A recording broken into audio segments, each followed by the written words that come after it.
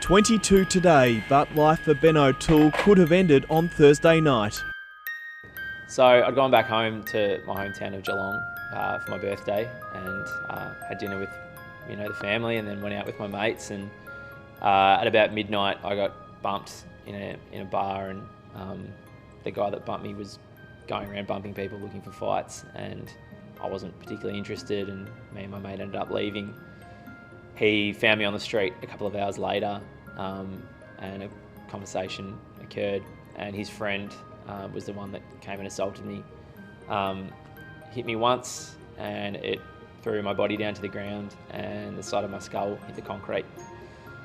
I was unconscious pretty quickly and taken to hospital, and after a couple of hours they ran some scans on my brain and realised the severity, and I was haemorrhaging and in a pretty bad way. I woke up in hospital and kind of thought that I'd fallen asleep somewhere that I don't usually go to sleep. Not long after that, I remember family coming in and seeing me, and mum looking pretty upset, and my brother's trying to be the positive sort of part of the group and try and keep everybody's morale up. And I was able to leave, thankfully, in a pretty short amount of time, and went back to my parents' house back in Geelong, which was a bit of a reality shock after living out of home for 4 years and having a full-time job and being completely independent, to needing to go back to feeling like a school kid again, and mum making dinner and breakfast and lunch for me every day. And as I was trying to gain my strength back, and pretty much every morning for about 4 weeks was a 5 a.m. headache as a way to start the day, which was a nice way to remind myself what my brain was going through and what it needed to do to repair itself.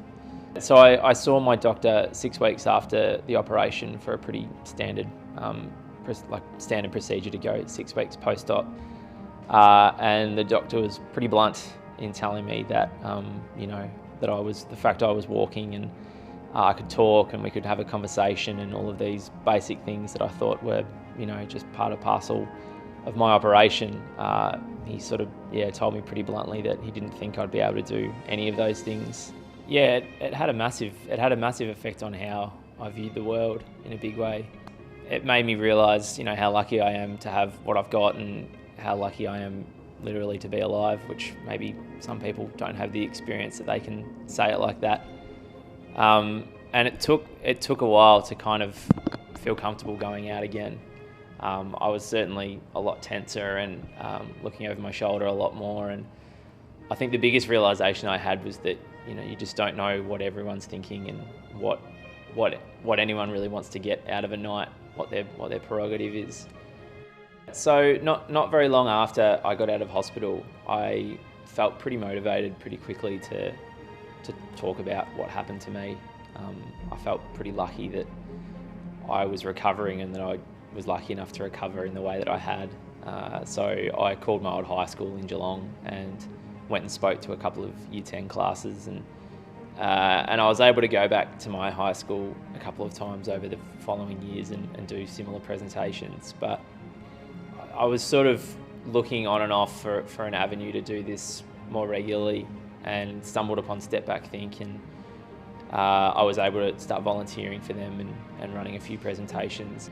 So the last 2.5 years I've been going around to schools and sports clubs and telling my story and other stories of victims of assault, and doing my best to try and make people think differently about it. I do see the culture of social violence changing, but in saying that, it's going to take a really long time, because it is a cultural change that we're looking for.